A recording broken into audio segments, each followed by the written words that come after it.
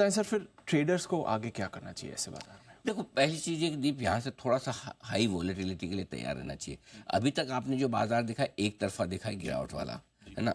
अब यहाँ से एक तरफा गिरावट नहीं होकर उतार चढ़ाव आ सकता है, और उतार चढ़ाव में आपको दो तीन चीज़ें ध्यान रखनी। पहला तो लंबा वीकेंड है, कल बाजार बंद है तो 3 दिन छुट्टी है, अगला हफ्ता भी आपका मिड वीक ट्रेडिंग सेशन है नहीं है, राइट, बिल्कुल। सो ऐसी सिचुएशन में आपको तेजी और मंदी दोनों ही पोजीशन कम रखनी है।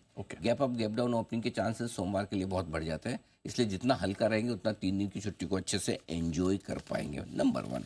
नंबर 2, रिकवरी में जब भी पहला उछाल आएगा, आपको पता ही कि एक बार तो बिकवाली होती है, तो फर्स्ट जो रिकवरी आती है उसमें आपको फंसी हुई पोजीशन से निकलते रहना है।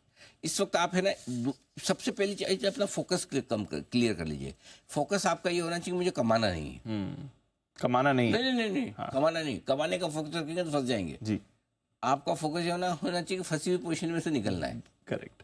ट्रेडर की बात करूं, राइट, हाँ, ट्रेडर मेंटालिटी, हाँ, ठीक है। तो आप कमाने की सोचो, ये कमाने वाला मार्केट है ही नहीं कमा पाओगे। कोई भी भाव में ले लो, बेच लो, मुश्किल ही है मामला, ठीक है ना। सो निकलने की सोचिए।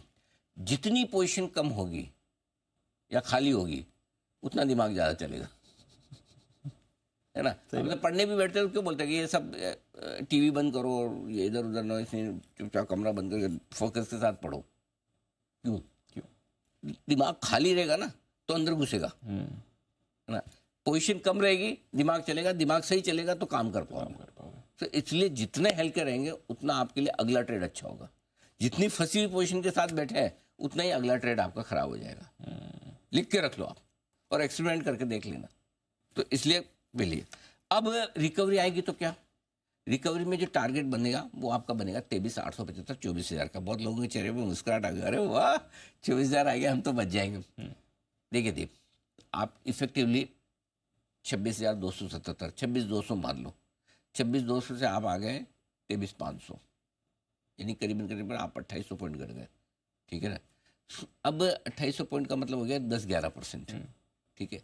ये लेवल ऐसे हैं जहां पर आपके लिए अब एक रिकवरी बन सकती है।